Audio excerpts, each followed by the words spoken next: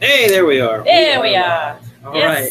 Welcome, everybody, to today's Maverix Lifestyles Rogue Hangout. Today, we're actually going to be talking about a topic I actually am going to get a lot of enjoyment talking about this. And it might step on some toes, which I always like to do as well. Today, I'm joined with the lovely Alicia Drew, and somewhere down here is Chris Brindamore. Thanks for coming out today, Chris. Welcome, guys. I'm going to go ahead and jump right into it. The topic today was, should you fire your customers? I'm just going to say, yes, you should. And there's two trains of thoughts with this.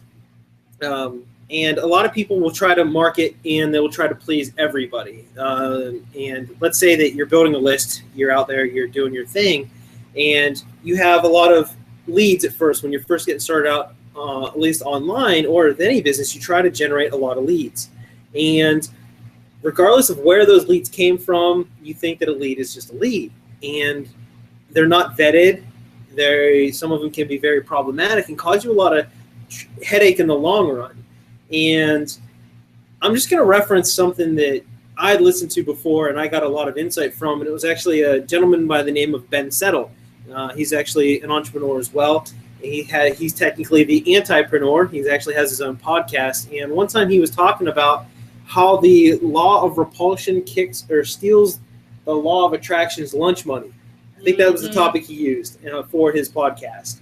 But it was actually really good, because what happened is he started talking about how by selectively getting rid of the people that suck up all your time and the people that are just negative from the beginning, it actually helps elevate you as far as saying, no, you can't work with me.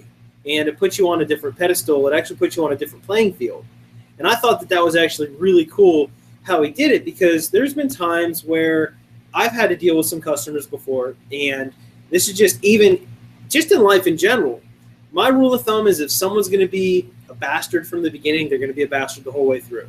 That's the only way I can say it, and it's not really the most polite way to say it, but to me it's the truth. If someone's basically going to be a huge time suck, they're going to need handheld the whole way through for everything. They don't have the drive, the ambition. They want something for nothing, pretty much. And there's a certain mentality that's with that I personally don't want to deal with. I don't want to deal with it. I don't want my team members to deal with it.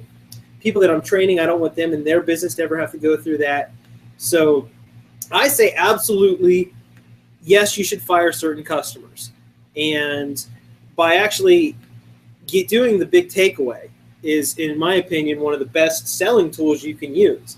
It's like saying, hey, I have this $100,000 car that's coming out.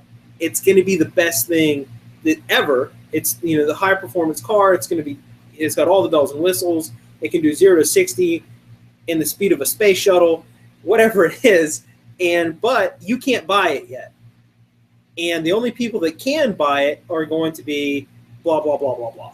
Whatever it is. And by actually doing that takeaway, you're pushing a lot of people away. And you can say, you know what? Yes, it's going to be expensive. Yes, it's going to be a status symbol.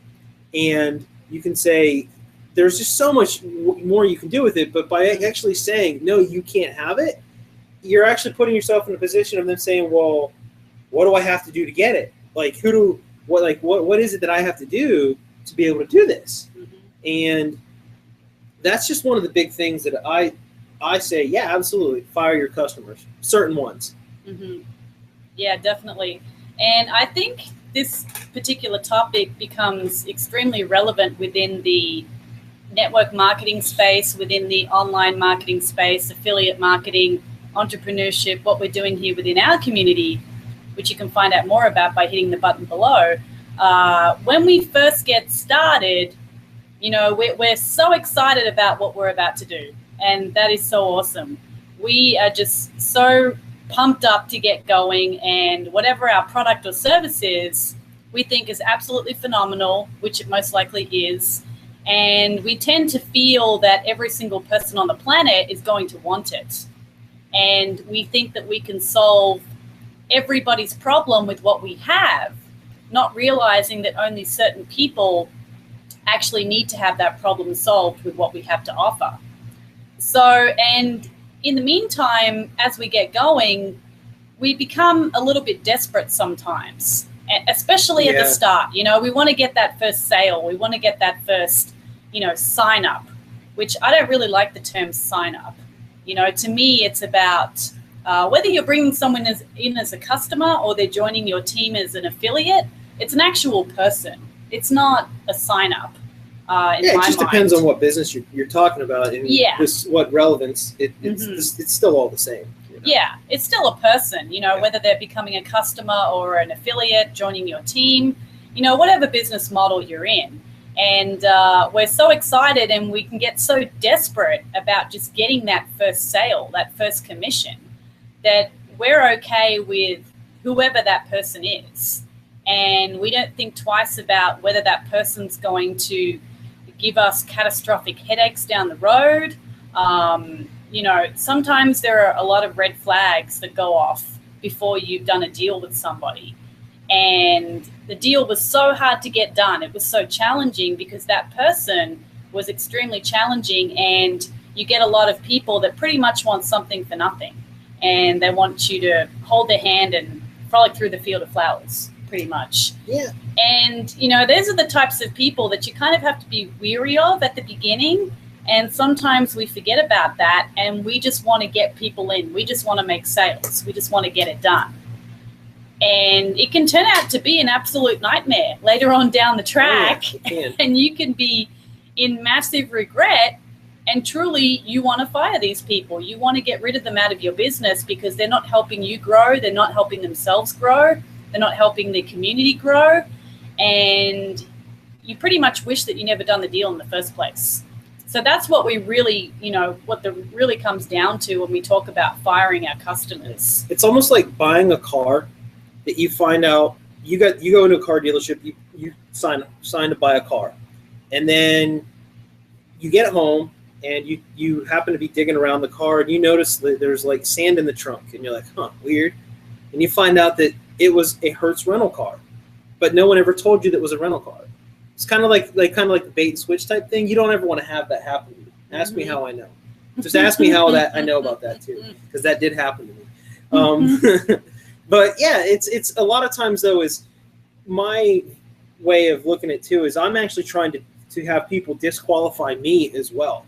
I want people to actually view me with a discerning eye and say, you know what, why should I, whatever it is that I'm trying to sell or market, whatever that product or service is, I always, you know, try to put myself through the discreditation process, not accreditation, the discreditation. I want people to totally discredit whatever it is that I'm trying to sell, because then I want that person that's actually gone through and been, that if it is not for them, I don't want to deal with it if it's not for them. I'd rather refer them to something else that can actually be for them specifically.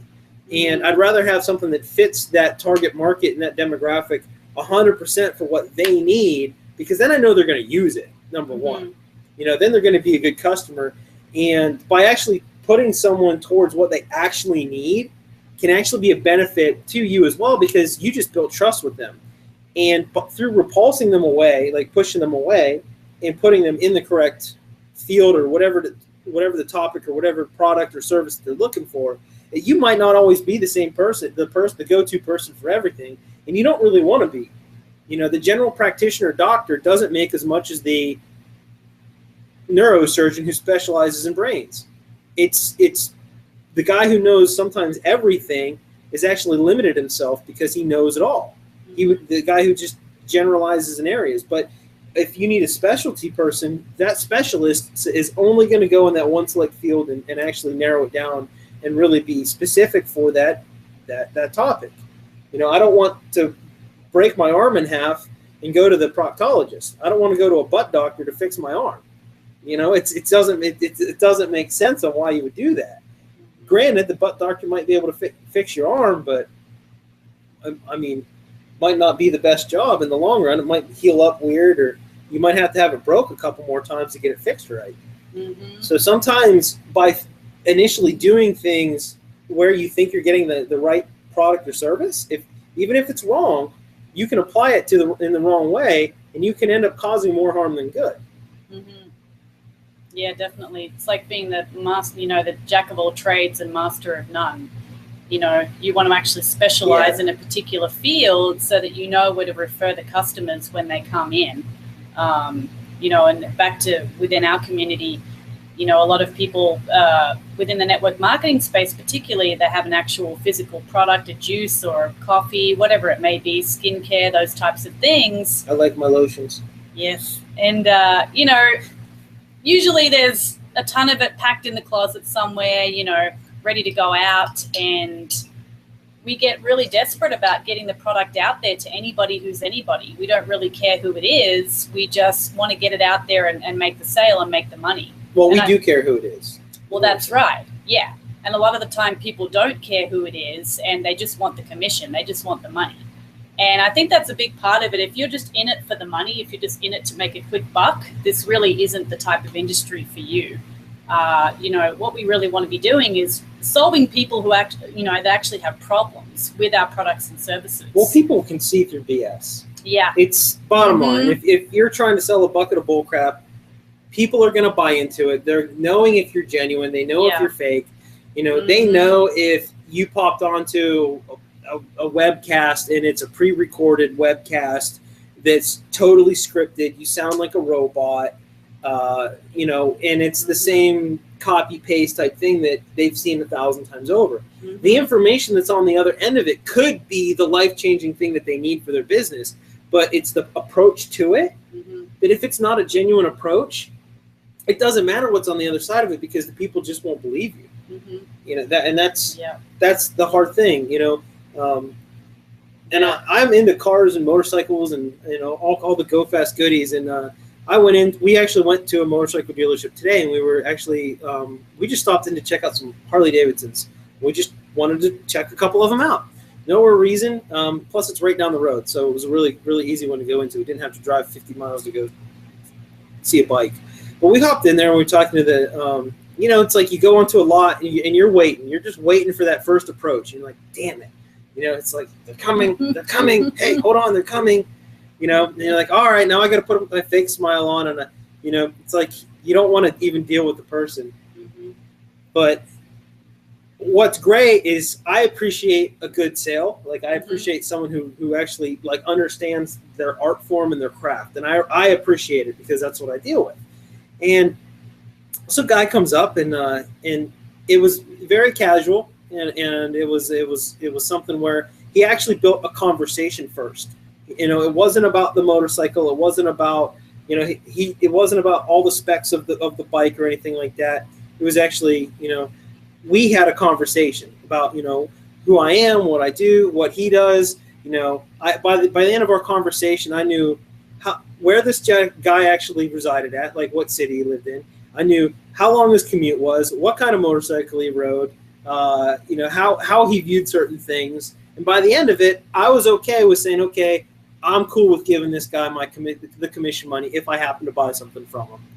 Mm-hmm. And I was like, that's actually a better way of doing things because, look, we all know the way the world goes. We all know that most everything has a dollar sign attached to it in some way for someone being the middleman on a product. It's just the way of the world.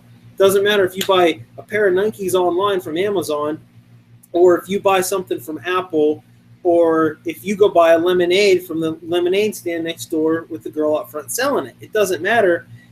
There's still going to be money exchanged on it, and it's still a choice that you can have on who you give your money to. Mm-hmm. And that's what was good about it, is when sales are done right, the other person will gladly give you their money, and they'll smile and shake your hand while they're giving it to you. And that's a cool feeling.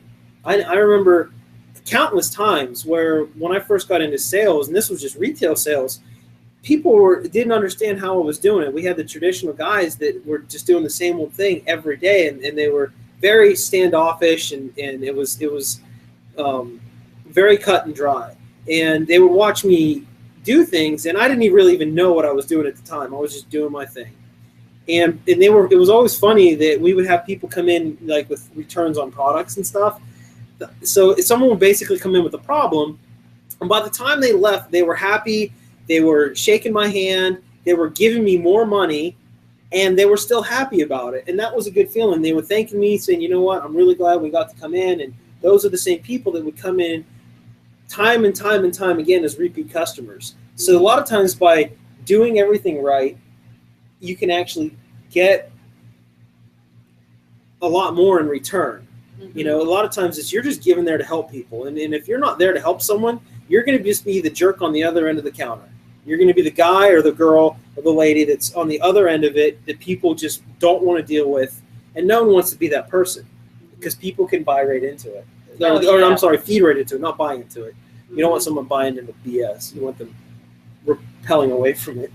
Yeah, I mean, people's BS meters are so high these days. Like, they're literally off the charts. I mean, we've got, especially online, we've only got a few seconds to grab somebody's attention before they'll go and check out Facebook or scroll somewhere else or click the next link to something else. And, you know, the bottom line is that there are going to be customers out there that are going to give you, you know, catastrophic nightmare headaches down the track. There are people that are just built that way. They come into a system, they buy a product or service, and they're always going to complain. They're always going to want refunds. They're always going to, you know, want you to hold their hand. There are always going to be people out there like that. And, you know, I want to say that, you know, I believe in every single person on this planet. I believe that everybody can achieve greatness. But there are some people out there that you truly don't want to have in your business. And you may have to say, hey, this is not for you. You know, here's your refund. Or, hey, I don't think this is the right thing for you. And especially for, you know, marketers and entrepreneurs, that can be a very, very tough thing to have to do. You know, a lot of us would soon rather continue with all the nightmare and the headaches just to keep that person on their subscription or, you know, their product, which is completely the wrong reason to have that person within your business anyway. And what you're going to do is by doing that with the repelling, you're actually going to skyrocket your business because you're going to be bringing in the right type of people, the people that do want to work with you, the people that do want to buy your products and services and that you can work with over the long term. Because when you think about it, the amount of time that you usually spend with the people that are going to give you all the nightmare headaches, is it really worth the amount of money that they're actually giving you in return? Is it really worth it when you're sitting on the phone with this person for hours and hours and hours and, you know, you're not getting anything back in return? Yes, we truly want to help people, but at the same time, people have to want to help themselves and invest in themselves to actually make that happen. So, oh, we're a little choppy again today. I was about to say, I'm going Benihana. I'm going Benihana on the hangout. I'm going choppy. I was going to say, let's hand it over to Chris for a little bit and see if he has any thoughts on this particular topic today. Thanks for having me on, guys. Can you hear me okay? Always. Yeah. All right. Awesome. Make sure I was coming through. Yeah, so interesting, very interesting topic. And like you said, when you first get involved in any business, you just want to get that first sale, and sometimes you don't really what it is or who it is. But one thing I learned early from one of my mentors is you want to know what you stand for, and more importantly, I think, what you stand against. And so one of the things that I learned you want to stand against is negative behavior, because it's going to not only drag you down, especially in the business we're in. If you're in a network marketing business, more than just you, you've got a team. So if you got this one bad apple, you know, not only is it going to suck up a lot of your time, but it could drag your whole team down too. So you really need to stand ground and say, hey, look, we absolutely don't tolerate this type of behavior, and maybe lead them towards the, you know, tell them how to get a refund or get their money back, because nobody really wants to deal with that. And maybe it'll be a wake-up call for them, and maybe they'll say, hey, you know what, I'm sorry, I didn't mean to come across this way. I'm really looking for your help. What do I need to do? What's my next step? So, you know, nobody really wants to deal with that. Everybody wants to be around, hopefully, positive people that are looking to improve their lives. And I don't know, every once in a while, somebody comes into your business or crosses your path who may not they just seem to want to cause trouble for some reason. Maybe they're just looking for help and they don't know how to ask for it, but it becomes very difficult to deal with people like that sometimes. You really don't want them involved in your business and drag down your whole team with you. Mm-hmm. Yeah. So it's a tough call, especially when you're first starting out. But you want to attract the type of people that you're going to want in your business a long time in the long run. You also want to not be so concerned about getting the sale. You want to be giving value to people, and by giving value, hopefully you're attracting the right people. And I believe that you get back what you put in. So you may put in a lot of value, you may be helping people, and they may not join your team or buy things from you in your business, but they may refer people to you. Say, you know what, Alicia and John Paul, they were great. I'm not on their team, but I'd highly recommend you join their team because they helped me out with something. Even though I didn't join their team, they still helped me out. And you want people like that involved and just be given value. That way you're going to attract people to you, not the right type of people and not the people that you don't want on your team. You don't want to attract everybody. You only want people that are similar-minded or are looking to achieve similar goals to you, let's say. I'm going to share a little story. So recently, and I know if you're in this business, we got a bunch of tools that we use. And one of our probably more important tools that we use is an autoresponder. I'm sure you guys have an autoresponder you use. I know you do because I get some of your emails. So recently, the way autoresponders work is usually you pay so much per month depending on the size of your list. So recently I came across one of those thresholds on my list, and I'm like, do I want to bump up my list size or do I want to just trim my list a little bit? So somebody had actually told me to do this a while ago, and I never really did it. So they're like, you know what? If you got people on your list that aren't opening your emails, why are they on your list? And, I'm sure across the line I probably got some bum traffic where I got people that aren't even real that are on my list, or people that really weren't interested in what I had to share with them. So I went back, and I forget what I set the threshold at. I said, you know what?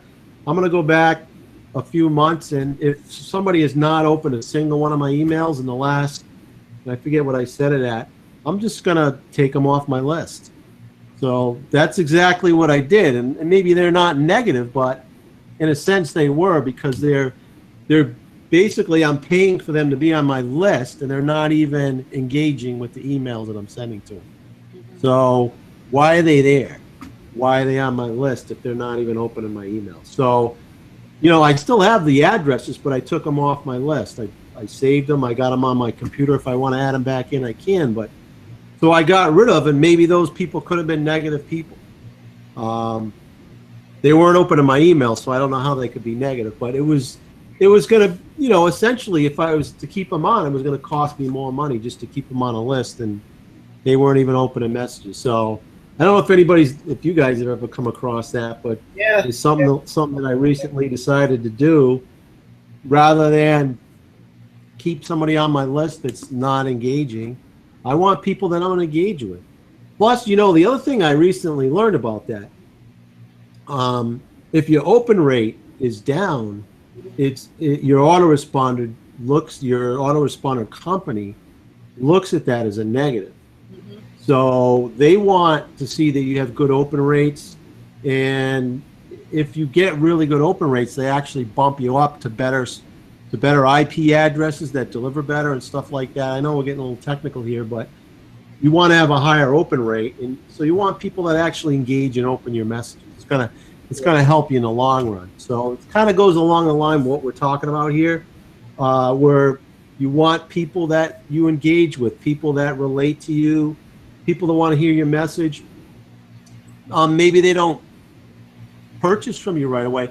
Actually, I got another story. I don't know if I told this one. So the last event in Las Vegas, I was Saturday, I'm sitting next to this gentleman, and I never met him before. So, you know, hey, how you doing? Where you from? And he drove up from Arizona that day, his first event. I said, oh, great. I said, you're really going to get a lot out of this. And I said, who's your sponsor? Who did you join under? And he goes, the Swans. I says, really? Oh, that's awesome. They're great. They're really great leaders in this business. I think they're great. You're going to learn a lot from them. As a matter of fact, they're going to be speaking later on. They got a product coming out pretty soon. And I said, so how long you known him? He says, oh, I've been following Brian Swan now for 4 years. I said, you're kidding me.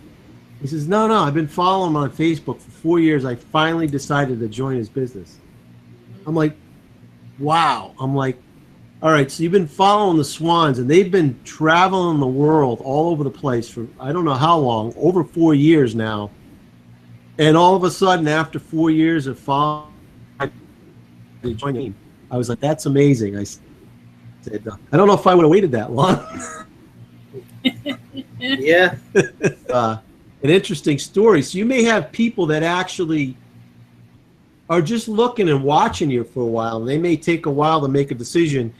Actually, I saw a movie today. Sometimes people need something dramatic to happen in their life before they snap out of where they're at to make a decision to do something different in their life. They become comfortable, and sometimes they need something uncomfortable to happen in their lives to do something different. Maybe I'm getting off topic a little bit here, but just that's what's going through my mind right now. It was spot on. What you said, actually segmenting, trimming everything. All right, but what you said about actually segmenting the list down and basically trimming the fat is actually really good. How you said that your autoresponder will actually put you on the better. Well, I guess. I don't know the technical stuff. I know what you're saying. I do know the technical stuff. I just can't explain it with the crap. But they'll actually get favored better in the ways that your autoresponder company actually looks and at your business as a whole too. And I kind of relate that to Google right now. What Google does with relevancy. You're seeing Facebook do this with ad relevancy now as well too. And I look at if someone's not opening my emails, it means that my message for them is not relevant to them. It doesn't mean it could just be my offer that I have for that particular product that isn't suiting their needs at the moment. So it was Digital Marketer, and was it Ryan Levesque that talks about one of them? I don't know who. Someone talks about actual list segmentation and doing it really well, but it makes sense on how they were actually talking about doing it. Yeah, they both talk about that's it. something that we've actually followed. So go ahead and actually, find those guys. I mean, it's good stuff. Like I said, if there's someone that's doing it better, we'll actually tell you about that, and that's one of them. That's a good resource to use. It's stuff that we've used as well, but it actually lays it down on how to actually segment everything out like that, and the reason why. And later on, it actually says, look, you can actually turn back around, and you might not have a product that meets their needs with this one, but you can actually turn back around and, if they've have no action on it now, well, you might get a different response with it this way. It could be where you're trying to sell meat to a vegetarian, but you didn't know that person was vegetarian. So, well, if they want a salad, until you say, hey, I've got these green salads, they're not going to buy it because it's irrelevant.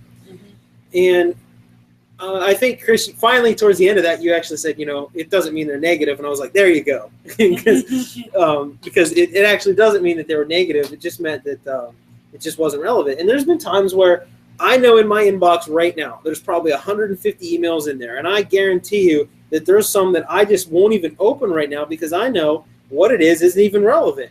But for some weird mental reason, I don't unsubscribe from that email. I don't know why. I have no idea, but eventually sometimes something comes through that piques my interest, and I will open it. It's kind of like what that guy did with the Swans, how you're saying how he followed Brian online on Facebook for the last 4 years. And finally he said, I wanted to join now. And a lot of that is people are watching when you don't even know they're watching. And that whole comes down to the whole, what you do in the dark should be the same as what you do in the light when everybody's watching. And you practice like the champion to be the champion. That's the only way you get those champion results.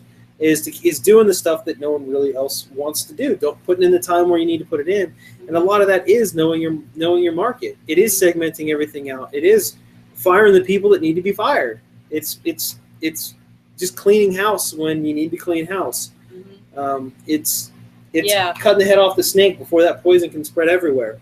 You know, it's do whatever it is you got to do. You got to do sometimes, and that's one of them. And I'm glad that you brought it up like that too about list segmentation, because that's a key. You'll have to hear everybody say, "Oh, the fortune's in the list. The fortune is in the list." Wrong. The fortune is in the engagement of your list. Is where it's at. It's a two-way street. It's always a two-way street. It's if I want to have a conversation with Alicia, if I just verbally just barf on her and I don't allow her to speak, guess what's going to happen to our relationship? I don't have one. It'll go away really fast. So, you know, a lot of that is actually listening to what your customers' wants and needs are. And you'll hear a lot of people say, "Well, how do I know?" Well, sometimes it's not just as simple as asking them, but it's actually having that communication with them, and they're going to drop those golden nuggets on what their struggles are. Most people will openly just blab all over you about where they're at in their business, and then all of a sudden that transitions into life and everything else, and then you can kind of get a feeling for, okay, now I know how I can help this person. Yeah. A lot of it is just qualifying your customer, and most of it's just qualification. And through qualifications, listening. Listening is the key for all of it, is actually listening to what they're saying. Yeah, it's or not saying. Say that. Yeah. You know, listening can be the way of saying, okay, well, they're not taking action on opening any of my emails. I wonder why. What's going on there? And it's trial and error. And it's going, okay, well, you're listening by their actions or inactions. And then it's just narrowing it down from there. That's why it's called a funnel, because you're funneling it down. It's why things are funneled down like that. Yeah, it's funny that you talk about listening, because I was listening to a few audios from Eugene Schwartz. And for those of you that don't know who he is one of the best copywriters that ever lived on this planet.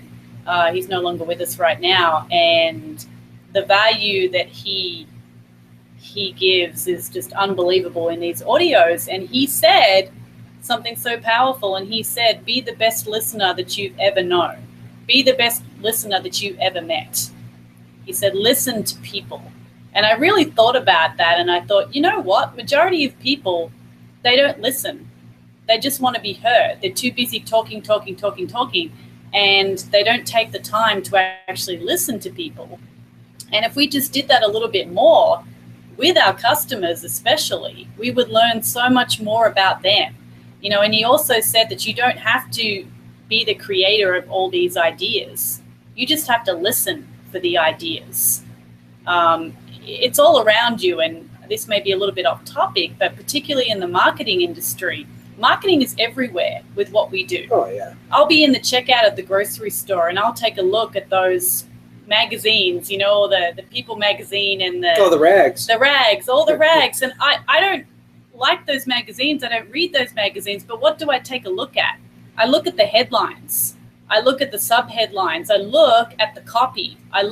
For those of you who don't know what copy is, we're just talking about words. I look at the marketing that these people are using in these magazines to why get don't they people. just call it words then?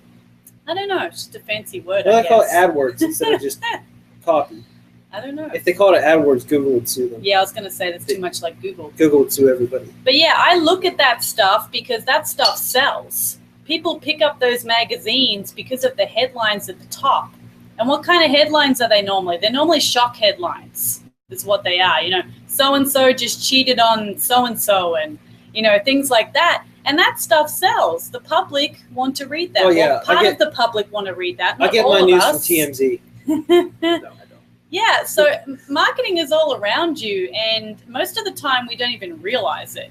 It's everywhere, and we when we're in this space, if you own a business or you're thinking about owning a business by hitting the link below, you'll start to figure out that everything around us is marketing, and you can learn so much by just paying attention to what's in front of you. If you watch the television, look at the type of ad that you're watching that goes with the program that you're watching. Is it relevant? A lot of the times I'll notice that there'll be particular ads. I don't really watch TV very much. Well, that's why they call it the idiot box. Well, that's right. Yeah. It's because what's on the other side of it. Yeah, if you're watching a particular show, there will be a relevant commercial that goes with that show, which goes along with target market. It's just absolutely everywhere. You can get ideas from everywhere. You just have to listen and really open your eyes. And, you know, getting back to what we were talking about with the emails, I know that we did a bit of a cleanup with our list a while ago, and it's funny that you talked about that, Chris, because we're about to do another one, which is kind of interesting. Spring cleaning. Yeah, and as marketers, you know, we all want to hold on to the list. You know, it's all about, oh, how big is your list? It's like, as we know, it's not about how big the list is. There are many. You were going to say something else. I was like, don't do it. Oh, what? The shock headline for you. No. It's not about how big the list is, and there are a lot of marketers out there that have made ridiculous, ridiculous success with very small lists. And as we said, it's about the value, it's about the engagement, and you will get an engagement score from that particular email marketing company. And yeah, I did learn this through Ryan Dice. There's an engagement score that you will get where they actually go through and they look at your engagement, they look at who's opening your emails, they look at a ton of different factors, and they'll give you a score. And that's going to determine whether a lot of the times your emails even get to their inbox to start off with. I like the complaint rate sometimes. Like, you know how I have a really good, I know when I have a good email, if all of a sudden that thing's packed full of it's like 1 to 2% complaint rate, I'm actually okay with it because and a bunch of subscribes. Yeah, all of a sudden, normally my rule of thumb that I use is that I can tell is if I have like a really good open rate on an email, and then I also am getting a lot of return emails back where people are replying back to the email. I'll take that good stuff because that's engagement. People are actually emailing back, and Chris, as you know, that's actually highly effective for the list as well. And the way the ISPs or the internet service providers look at everything, and your list providers look at that, that's actually really good too. But when I get a complaint rate and it's like 1 to 2%, I'm okay with it because just the way that I market sometimes is a little bit different than normal. I'm actually trying to get people repulsed and away from it sometimes. And I'm not swearing everywhere. I'm not using shock headlines. A lot of it's just common sense that's in your face. It's kind of like, hey, Captain Obvious showed up and said, hey, I'm here to kick you in the face a little bit with your own stupidity. That's how sometimes I like to be. Eventually when I send out an email like that really just cuts right to the core, some people are like, oh man, like that's too on point, and then they'll just file a complaint. And those are the ones that I laugh at because sometimes I like reading the complaints that come back in, and most of them are just ridiculous. And I'm okay with it. To me, I'm okay with it. But the part there too is that means I've got haters out there. And once I have some people that are saying, "Oh, you're doing this wrong," at least that means that, you know what? At least I'm on the right track, because now I know that at least I've got engagement. Because some people are looking out there, they're seeing what it is, And it doesn't mean that all press is good press, or whatever that old saying, whatever it is, like any press is good press. I don't believe in that, but I'm okay with some of the complaints. So if you get a complaint that comes through every once in a while, if you've got your list set up to where you're engaging with everybody in the correct way in the first place to even get their email, and you're not using deceptive black hat tactics to even get their email, then everything should be fine. You won't be discredited because of that. Yeah, and even this, there's two schools of thought on that too. And I know that there's some real high level pros that do this way better than I do. And I'm going to say I am not the expert in this field. I am actually still not really an amateur. I'm actually seasoned right now, but I understand that there is two rules of thoughts on this, and I'm okay with it. So, that's all I got. Thought completed. Yeah. And when the unsubscribes come in, I know we're talking a little bit about email marketing, but well, that's what we do. Yeah, that's what we do, and it's not a bad thing. A lot of people will look at the unsubscribes and the complaint rate, and they think it's a bad thing, but if you really think about it, you don't want a person on your list that doesn't want to be there. You'd rather them unsubscribe than sit on that list. And, I'm the type of person, if I start getting emails that aren't relevant to me at that time, I will unsubscribe. But I know that most people aren't like that. They'll sit on the email for forever, and they get into the habit of just deleting it. So I usually will just unsubscribe straight away. But it also doesn't mean that that person's never going to be interested again either. Sometimes it's just the wrong time for them. Sometimes, and things change. You know, Chris, you mentioned that sometimes, you know, things can happen in people's lives, and within a second, their whole world can change and their whole perception. And all of a sudden, they want to make a decision to buy that product or join that community or whatever it is, and they're ready to invest with you. And that also goes along with how we were talking about, you know, that guy that was following the Swans for 4 years. I mean, sometimes we don't think that anybody's watching or anybody's listening to us. You know, sometimes when we don't get comments or likes or engagement, we think that there's nobody around. But there's always someone watching. Always someone watching. And that person is usually watching for a long time, and they're watching to see if you're consistent with your message. I find this a lot, particularly in our industry. They're watching, they're waiting to see whether what you're preaching you're going to continue with.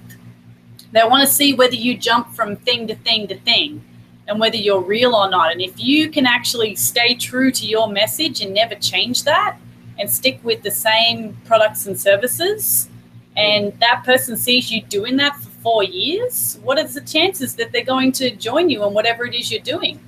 You know, you just built yourself up like with this amazing credibility and authority because you've had a vision like the Swans. They have a very true vision, a very strong vision that's never swayed them.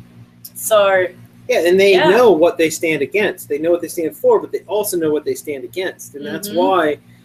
And that's interesting, like, because it's a perfect example. It really is the perfect example of this, as far as when you look at the actual people that are on the Swans team. It's a very specific target market again, and there's certain other people that have been superstars within our industry, and you can always tell what once you see everybody like together, like if towards an event, that's when you can actually really narrow it down, when you almost see it just perfectly, not cookie cutter, but you can really narrow it down to who the target market actually was in the long run. And it's really cool to see. We used to go to some of our events and see it, and I was like, wow, that's so interesting. And you could see, like, at least within our industry, we could see it. I could always see it with Tracy Walker, Nicole Cooper. I could see the difference between, Vic. I could see the difference between I couldn't narrow it down with Dave Wood. He's the one guy. He just had so many people on his team. I was like, can't narrow this one down. Just everyone. And there was people with Tony. There were so many people in our industry. We could actually narrow it down and just tell who was with which group. And a lot of it was because of their behaviors. And that was what I thought was interesting too. I've been actually dealing a lot with behavior targeting, and that's the science behind it, which is really cool. Behavior marketing. I like it. I think that it's really powerful because you can actually really help narrow everything down. But Facebook already does this as well, with their whole I shouldn't really use the word demographic, but I should just say there's a certain triggers that people have. I don't even know what's the word I'm looking for. Are you talking about the custom audience? Yeah, your custom audience. That's it. How you can basically narrow it down based on different things, different likes and dislikes. Their actions on things and what kind of music they listen to. If you can really narrow it down, in which you can also get down to people's income level. You can get down to people's where they live at regionally. You can what cities they live in, what type of cars they like. You can get all this information and just target to certain people. Yeah, you really have to understand exactly who your target market is, and we have done a few previous hangouts on that. You can take a look at the replays, but that's a whole nother topic for another day. But you really do have to hone in and truly understand who your target audience is, because as we say, if you're marketing to everyone, you're marketing to no one. You do not want everybody on your team. You do not want everybody as a customer, because you will guaranteed get that one customer that is truly going to give you absolute hell. There's really no other word for it, especially if you're building a team. I know you touched on this a little bit, Chris. You know, it's completely poisonous and infectious when you get somebody within your team that is really only there to start drama, really only in there to start trouble. They're not truly there to help people. They're not there to help you grow. And that can create catastrophic events, something like that. It really can. And it was never worth the money to begin with. And it was never worth the time that you invested with that person. So sometimes you really are going to have to, you know, show people the door and be like, hey, you know, this truly isn't for you. Or maybe this product is not for you. Maybe, you know, this other product is for you. And as we mentioned with Ryan Levesque, he has an amazing science down with surveys, which is another topic for another day. But he truly hones in on particular people and exactly what they want through the art of surveys and segmenting with email, similar to Ryan Dice. And because that's really what it's all about in the long run. And, you know, if you ask somebody what their perfect day looks like, they're probably going to have a little trouble answering that question. But if you ask somebody, you know, what they regretted that day or what mistake they made that day or what maybe they could do a little bit better, they're probably going to give you a list 10 miles long. It's very easy for people to tell you what's wrong and what they don't want. But when it comes to what they do want, it can be a little difficult because we don't often think about what our perfect day would look like. We talk about what we want, but when we have to think, okay, what would that really look like? You know, it takes some time, but people are very quick to tell you, you know, what they don't want. Yeah. So, which is very interesting. Chris, have you had any particular personal situations that have happened within your team or any customers that you've had that have given you an absolute nightmare along the way? Is there anything that you've learned from those people? Have you had any of those experiences? Nothing recently. I've seen it happen. People have seen that. I don't know if I'd call it a negative per se, but people maybe aren't willing to do the work, and they expect that you're joining your team, that you're going to help them do everything.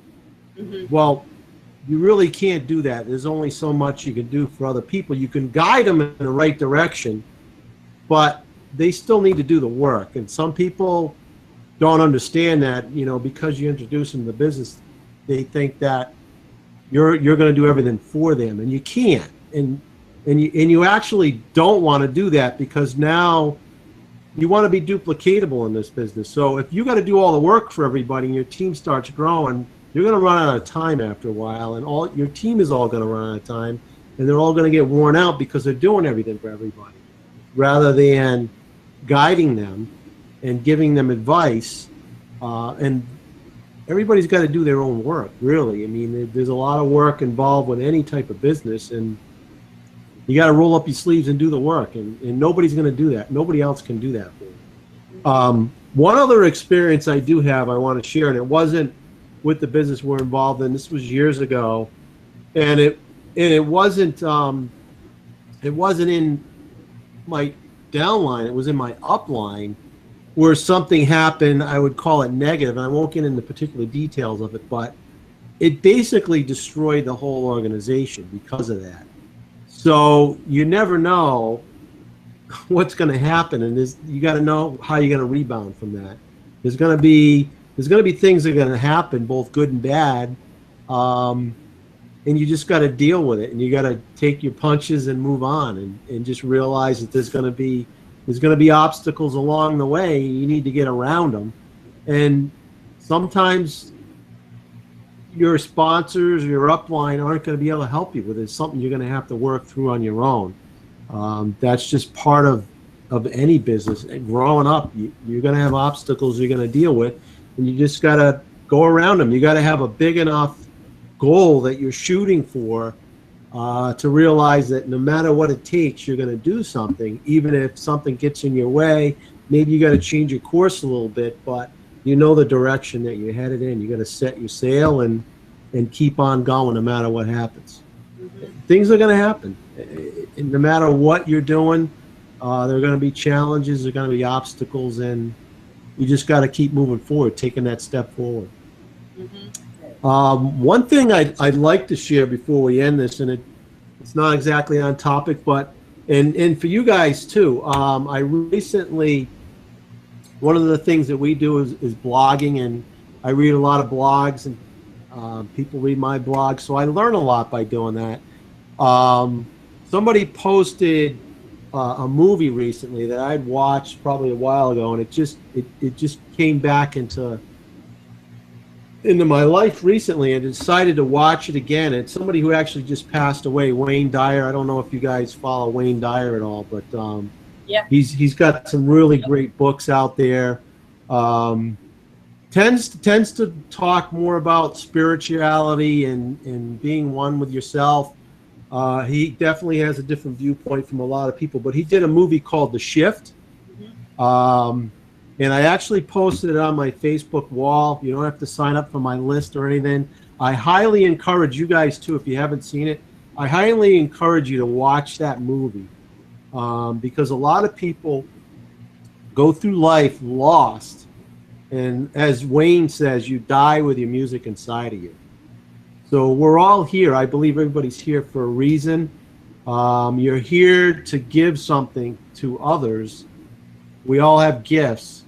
Sometimes we go through life never realizing what those gifts are. So this movie, I think, will help open your eyes a little bit and maybe help shift you in the right direction a little bit. That's why it's called The Shift, is people need to make a shift a lot of times in their lives because they're just following the path that everybody else is following. And you're not necessarily supposed to go in that direction. You know, everybody may be going west and you need to head east. Yeah. So I encourage everybody to watch that movie.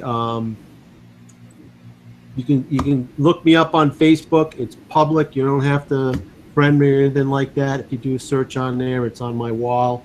You should be able to find it. It's a great. Actually, you can look it up it's on YouTube. So if you Google or not Google, but go to YouTube and look for The Shift by Wayne Dyer, it should come up. Great movie. Definitely worth your time watching that movie. I've actually seen it myself. I just watched it probably about a week or two ago. I actually watched it, and yeah, I totally agree with everything that you said, Chris. It was such a powerful film, and I loved seeing, Wayne being interviewed and sharing his value, and then he actually portrays, people that are going through certain different scenarios and situations, and you see the shift that they actually have.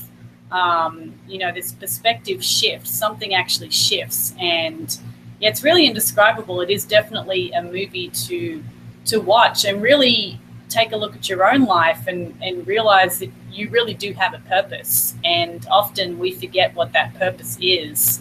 And if we just shift our perception a little bit, and realize that, Wayne Dyer always talks about giving and, what's something that we can do today for somebody else? How can we make somebody's life a little bit better today? And the universe will always give that back to us in return. We get so caught up in sleepwalking our way through life, same old routine and pattern, that we forget about these things sometimes. So I think it's a really great movie. I'm really glad that you brought that up, Chris, because it can really help really center people and kind of stop and think, hey, what is going on in my life and how can I, make things a little better? So, yeah, it's true. We all get caught up in our own little world, our own little microcosm of everything. And by zooming out a lot and have that big zoomed out perspective, you can really look at yourself in the big picture of it. Really a lot of it's just saying, what do you stand for? What do you not stand for? And a lot of it is your moral compass. As you're navigating through life, what compass are you using to guide you through it as well? And now it kind of ties into, we were talking today, we were driving down the highway and we were talking about like how being average, about how, and we were talking about classes like middle class and lower class, and how everything's like there's classes. And I said, look, it's amazing to me how, the early part of my adult life, I was working so hard just to get to the middle class level, just saying that I was worthy of, like, to say I'm I'm middle class. You know, I remember making, you know, like God, I don't even know what my first job was, but I remember making like $7.50 an hour. You know, just doing getting hired on, and I remember climbing through the ranks and doing all that, and I was working so hard just to get to average. And I was like, there's so many people in the world that work so hard just to get to what's considered average. And they never allow themselves to really just shine through and say, you know what, that's just the starting point. You know, to me, middle class is just the starting point. Average is just the starting point. I want to be abnormal. I want to be above normal. I want to be, you know, all of those things, because that's just a starting point. And I'm like, that's just a reference of people saying, I'm okay with that. I'm okay with just being the same as everybody. And for me, I was saying, I'm not okay with it. I'm not okay with it, but I know that that moral compass I have is going to guide me through it, and I can pull people along with me through that as well. Mm-hmm. You know, how many lives can you change along the way? What can you do today to impact someone's life and make it better? Mm-hmm. And a lot of that actually boils down to the message that you can have to give to people. Mm-hmm. And sometimes you don't know how to convey that message to others. You don't know how to get it out there. You know, all the good, the greatness that you have inside. You know, you said how Dr. Wayne Dyer said that the music dies within you. Well, you got to let that music come out. And if you don't know how to, sometimes it's okay with saying you don't know how. Well, we can actually show you how through systems and tools by clicking a link below. You know, we actually got started ourselves by watching a very similar video to this. And we had faith in ourselves and saying, you know what, we do want something different. We don't want to stay average our whole lives, and we want something better for ourselves and the people that we love. And we clicked the button below a video. We actually got started. We asked good questions, and we just got to work. And that's all we had to do. We listened and we followed instructions. And that's really all that I can say as well too, is click the button below this video. Get back to whoever brought you here to this video. Talk to them. Ask them more questions. Hey, well, how do I get started today? What is it that I can do, you know, to continue this path? And just take that step. It really is. It's a simple step to take, but it's also a big commitment to yourself that you need to make. And you need to have that conversation with yourself and say, you know what, I am worth it, because the people that I love in my life, they're worthy of it too. And I need to be able to get this message out to everybody. You know, there's so many great leaders in this industry. You know, there's people like Chris and Lori that joined us today. You know, even Alicia as well. You know, myself. There's so many others we've had on these hangouts that are just, you know, so passionate about what they do, and they do what they say they're doing. These are people that aren't just out there advertising everywhere and they're not doing anything with it. They're actively they're walking their walk. You know, Chris walks his walk. You know, I know Alicia, she sleepwalks her walk. I mean, she does it while she's sleeping. You know, it doesn't matter. You know, these are people that are actively doing everything every single day without worry. You know, they're involved in what they do, and they're true givers within the community. And that's what I've chosen to surround myself with. And I'm really thankful that I'm a part of it. I really am. You know, Chris, you brought up a point earlier about how there's been times like how, you know, you can tell when people will just do favors for others and be like, you know what, I know those guys because they helped me do blah, blah, blah, blah, blah, X, Y, and Z. And it was without question. It was just, you know, there was nothing expected back. You know, we just helped each other out, and it was good advice.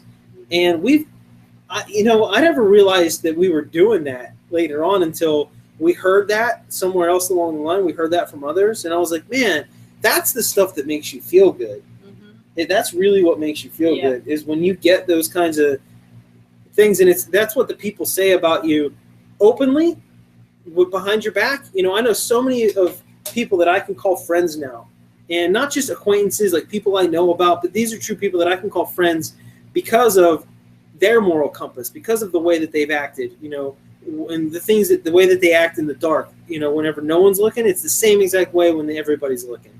And that's the way that I carry myself, and I'm glad to associate with people that do it as well. Mm-hmm. You know, not just a bunch of hype and fluff, a bunch of smoke and mirrors.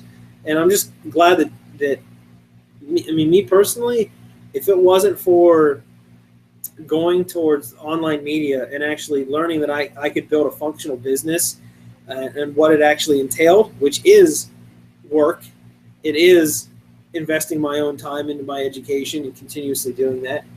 You know, if it wasn't for that, you know, I really don't know where I'd actually be. Like, I'd probably be very, very miserable still. Like, I don't know.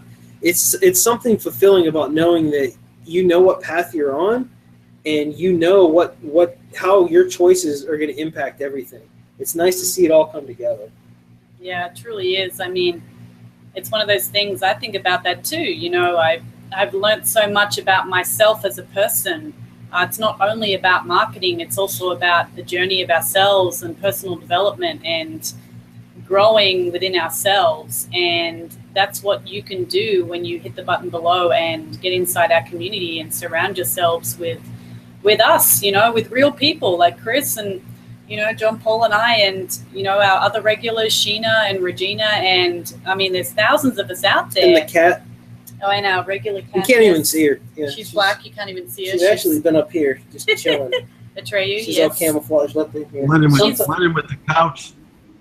Yeah. Sometimes she makes appearances too. Yeah. So she's hanging out in the hangout. So yeah. So I guess with that being said, you know, we're gonna, you know, head on up here, and we want to thank you all for coming out and you know, watching the hangout today. And, you know, as John Paul said, get a hold of us or Chris, and, you know, we're real people. Just chat with us, ask questions. Find us on Facebook. Facebook. Engage. You know, find us on Facebook, Twitter, wherever. I mean, there's so many different ways. Facebook, Twitter, Instagram, Snapchat, Pinterest. I'm not on Pinterest. I think I have an account on Pinterest, but you might see some cool cars and stuff that I pin. I don't know, bikes, motorcycles, maybe. That's about it. Yeah, I mean, you can even, you know, leave a comment below the video, even if you're watching the replay. Yeah. Get a hold of us if you want to find out more. And, you know, with that being said, we'll see you same time, same place next week. No, we will not be doing one next week. Oh, yes. We'll see you in 2 weeks. In 2 weeks, yes. Yeah, next week we're going to be in Reno. Yes, we will be. So thanks for coming out again, Chris. We always love the value you've got to share. Oh, thanks for having me. Yes, always. All right. Have a good night, everyone. Thanks, guys. We'll see you soon.